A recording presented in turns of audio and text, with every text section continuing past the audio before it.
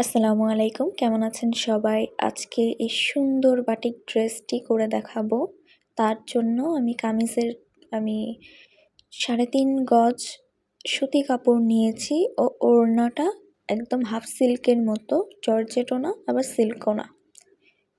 প্রথমে আমি কামিজে ডিজাইন করে নিয়েছিলাম যে আমি এমন করে বানাবো। তারপর দেখছি যে ভালো হবে না। আমার কাস্টমার আমাকে নিষেধ করে দিল যে এভাবে যেন না করি। যেহেতু প্রথমেই আমি এভাবে বেঁধে নিয়েছিলাম, তাই পরবর্তীতে সোজা আমি পুরোটাকেই আমি সুতো দিয়ে বেঁধে নিয়েছিলাম, যেন ডিজাইনটা একদম টাই ডাইয়ের যেমন দেখছেন স্ক্রিনে সেরকম কাজটা হয় কামিজের। আপনারা চাইলে আমি যেভাবে এঁকে তারপরে সেলাই করে বেঁধে নিচ্ছি এভাবেও করতে পারেন। আবার চাইলে সোজা কাপড়টাকে ধরে এভাবে পেঁচিয়েও নিতে পারেন। এটা একেকজনের একেকটা পছন্দ, যেহেতু আর আমি তো কাস্টমারের পছন্দ মতো কাজ করি। তার জন্য প্রত্যেকবার কাজ করার আগেই কাস্টমারকে জিজ্ঞেস করে নিই যে আমার কাজটা ভালো হচ্ছে কি না। কাস্টমার পছন্দ করার পরেই আমি রঙে চোবাই। যেমন এখানে আমি বেঁধেছি, তারপর পিকচার তুলে দেখিয়েছি যে এমনই হবে কি না।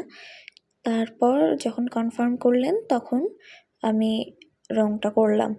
আর টাই ডাই করার সময় সেটা বেঁধে করেন অথবা যেভাবেই প্যাটার্ন আকারে করেন কেন না, সবসময় টাইট করে বেঁধে নিতে হবে। যদি আমরা এখানে স্কেল ব্যবহার করতাম তখনও আমরা খুব টাইট করে বেঁধে নিতাম। আর যেহেতু এখানে সুতা, তাই সুতাটাকে আমাকে টান দিয়ে বেঁধে নিতে হচ্ছে। আর এই সুতাটা হচ্ছে ৯ তার সুতা। টাই ডাইয়ের সুতা আছে, টাই ডাই সুতা হচ্ছে একদম সাদা কালার, আর ৯ তার সুতা অনেক কালারের হয়ে থাকে। এটা আমি হাতাটাকে নিয়ে নিচ্ছি, হাতাকেও আমি শেষে সম্পূর্ণ বেঁধে নিয়েছিলাম। এটাই হচ্ছে টাই ডাই সুতা, সাদা রঙেরটা টাই ডাই সুতা।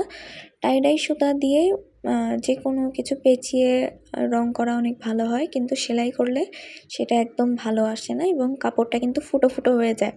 আর লম্বা লম্বা টানতেও অনেক কষ্ট হয়ে যায়, সেলাই করতে বেশ কষ্ট হয়। তার জন্য আমি ৯ তার সুতা ব্যবহার করি। ৯ তার সুতা ৩ গুণ ৪ গুণ করে আমি নিয়ে ব্যবহার করি, অথবা আপনারা চাইলে ২ গুণও ব্যবহার করতে পারবেন। চিকন সুতা দিয়ে সেলাই করলে সেলাই অনেক সুন্দর ফুটে উঠবে এবং এক একটা লাইন স্পষ্ট দেখা যায়। টাই ডাইয়ের কাজ যত স্পষ্ট হবে কাজটা দেখতেও সুন্দর হয়, কিন্তু অধিক সময়ই দেখা যায় আমরা আগে যেমন কাজ করেছি পরবর্তী কাজটা হয়তো আগের থেকে সুন্দর হবে, না হলে একটু খারাপ হবে। যেহেতু আমাদের প্রত্যেকটা কাজ এক হচ্ছে না, তাই মন খারাপ করা যাবে না। আমার চ্যানেলে অনেক টাই ডাই ভিডিও আছে, টাই ডাই, মোমবাটিক প্রত্যেকটা জিনিস নিয়ে আমি ভিডিও তৈরি করছি এবং আপলোড করব। আপনারা পছন্দ মতো আপনাদের ভিডিওটি দেখে নিতে পারবেন। এক একটা কাজ এক এক রকম। আর আমার কোনো ভিডিও পছন্দ হলে অবশ্যই লাইক এবং কমেন্ট করবেন। আপনাদের পছন্দ মতো ভিডিও দেখার ইচ্ছা থাকলে আমাকে কমেন্ট করে জানাবেন যে আমার এই ভিডিওটি দেখতে ইচ্ছা আছে, অথবা আমি বুঝতে পারছি না, আমি সেই জিনিসটা বুঝিয়ে দিব। আমার চ্যানেলের নামেই আমার ট্রেনিং সেন্টার আছে।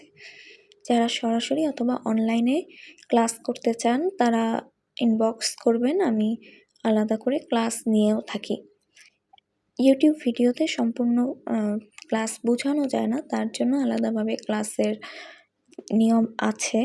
এখানে আমি রঙটা নিয়ে নিচ্ছি, ভ্যাট কালার করব, তাই হাইড্রোস কস্টিক এবং ভ্যাট কালারটা নিচ্ছি। এখানে আমার একটি ওড়না এবং ৩.৫ গজ কাপড় আছে, সেই হিসেবে আমি ১ তোলা রং নিচ্ছি। অতিরিক্ত রং লাগবে না, তার কারণ আমাদের কাপড়টা কিন্তু অতিরিক্তটাই রং হবে না, অল্প রং হবে। সেই হিসেব করে আমি রঙের অনুপাতটা আমি ১ তোলা নিয়েছি। যদি আমাদের কাপড়ের রং বেশি লাগতো তাহলে ১.৫ থেকে ২ তোলা নেওয়া যায়। প্রত্যেক ২ গজে ১ তোলা রং দিলে একদম সুন্দর রংটা বসবে। যেহেতু আমার কাপড়ে আমি হিসেব করলে আধা গজ কাপড়ও রং হয় না, যেহেতু এটা পেঁচিয়ে পেঁচিয়ে করা, ভেতরের অংশে তো রং ঢুকবে না, শুধুমাত্র যেইটুকু সামনে সামনে আছে ওইটুকুতেই রং হবে। তাই আধা তোলা আমার রং হয়ে যায় এবং আধা তোলা রং আমার ওড়নার জন্য ঠিক আছে। তো গরম পানিতে ১ তোলা ম্যাট রং এবং 2 তোলা হাইড্রোস ও 2 তোলা কস্টিক দিয়ে খুব সুন্দর করে নেড়েচেড়ে নিতে হবে, যেন কোনো রং দানা দানা হয়ে না থাকে। দানা হয়ে থাকলেই কিন্তু কাপড় একদম ছোপ ছোপ হয়ে রং বসবে। অনেকেরই এই সমস্যাটা হয়ে থাকে যে কাপড়ের রংটা একদম ছোপ ছোপ হয়ে বসছে, ভালোভাবে সব জায়গায় কিন্তু রং বসে নাই।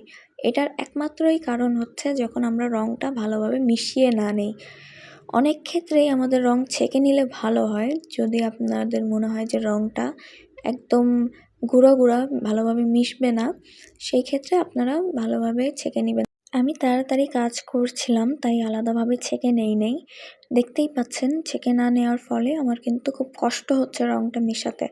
আপনারা আলাদা পাত্রে শুধু ফ্যাট কালারটা গরম পানি দিয়ে ছেঁকে তারপরে মূল কেমিক্যালের সাথে মিক্স করে দিবেন, তখন খুব দ্রুত কাজটা এগিয়ে যাবে এবং কাজ করার সময় কষ্ট হবে না অথবা ছাপ ছাপ হওয়ারও কোনো সম্ভাবনা নাই। আর এখানে পানির পরিমাণটা হবে যতটুকুতে আমাদের সম্পূর্ণ কাপড়টা ভিজে যাবে। রংটা ভালোভাবে যখন মিশে যাবে তখন আমরা কাপড়টাকে দিয়ে দিব। কাপড়টা দেওয়ার পর 8 থেকে 10 মিনিট রাখবো। যেহেতু ওড়নাটা একদম কিন্তু সুতি না, মিক্সড কাপড়, তার জন্য আমরা 10 মিনিটের বেশি রাখবো না, নাহলে কাপড়টা কিন্তু নষ্ট হয়ে যাবে। এবং কাপড়টা দেওয়ার আগে অবশ্যই ঠান্ডা পানি দিয়ে ভিজিয়ে রাখতে হবে আধা ঘন্টা। কাপড় আধা ঘন্টা ভিজিয়ে রাখলে একদম রংটা সব জায়গায় ভালোভাবে বসবে। একটা জায়গায় কম আর একটা জায়গায় বেশি হবে না। শুকনা কাপড় এক জায়গাটায় বেশি লেগে যায়, আবার অন্য জায়গায় কিন্তু কম লাগে। যেই অংশটা আগে যাবে সেই অংশে রং বেশি হয়। তার জন্য আমরা কাপড়টা ভিজিয়ে তারপর ব্যবহার করব। আর প্রত্যেকটা বাঁধা খুব টাইট করে বাঁধতে হবে যেন কোনো জায়গা দিয়ে কম বেশি না থাকে। এই মুহূর্তে রং দেখে মনে হচ্ছে সুন্দর রং আসবে না, গোলাপি রং আসবে না, কিন্তু ভ্যাট কালার এমনই হয়। প্রথমে রংটা আসে না, যখন আমরা রং থেকে উঠিয়ে রাখবো হাওয়ার সংস্পর্শে আসলেই রংটা ঠিকমতো লেগে যাবে। ঠিক আপনারা দেখতে পাবেন শেষের দিকে কাপড়টা কিন্তু অনেকক্ষণ 8 মিনিটের মতো রাখার পর ঠিক রংটা কিন্তু চলে এসেছিল। এবং ভালোভাবে আমাদেরকে ঠান্ডা পানি দিয়ে ওয়াশ করে নিতে হবে। কোনো রকম কেমিক্যাল কাপড়ে লেগে থাকলে ওই জায়গাটা আঠা আঠা হয়ে যাবে এবং দেখতে কিন্তু সুন্দর লাগবে না।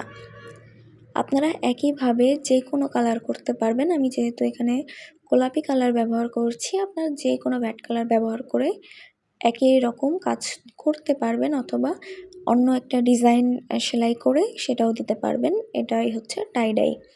টাই-ডাইয়ের প্রত্যেকটি কাজই সুন্দর যে যেভাবে করে, কিন্তু নিয়ম এক। আমাদের নিয়ম জানা থাকলে যে কোনো কাজ করতেই ঠিক হবে।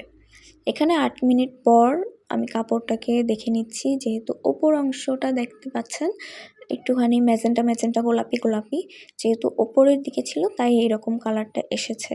বাকিটাও যখন আমি ওয়াশ করব ঠিক কালারটা এসে যাবে। আজকের ভিডিও কেমন লাগলো অবশ্যই জানাবেন। আসসালামু আলাইকুম।